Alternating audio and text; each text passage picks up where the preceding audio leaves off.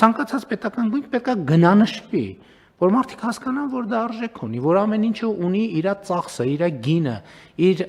եւ կառավարման մեթոդի առումով մենք էլ պետք է հասկանանք, որը ինչ արժի, եւ այո, շատ դեպքերում կարող է պարզվի, որ մենք ինչ որ ծառայություն կամ պետական հիմնարկ աշխատելու համար մենք վճարում ենք այդքան արժի, ըստ էության պետությունը ծախսում է վարձակալության այդքան վճարում, բայց կարող է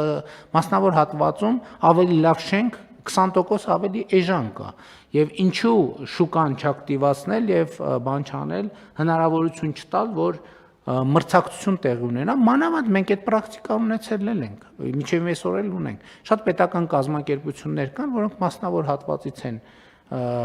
վարձակալում, եւ մենք չգիտենք հիմա լավ է, որ այդ գնով իրանք վարձակալում են, թե չէ, որովհետեւ մենք ասենք օրինակ կան, չէ, ձեռնարկություններ, որ մասնավորում իրանք վարձակալում են գրասենյակային տարածք եւ այնտեղ ամեն ամիս պետական բյուջեից վճարում X վճար։ Մենք չգիտենք այդ վճարը շատ է թե քիչ,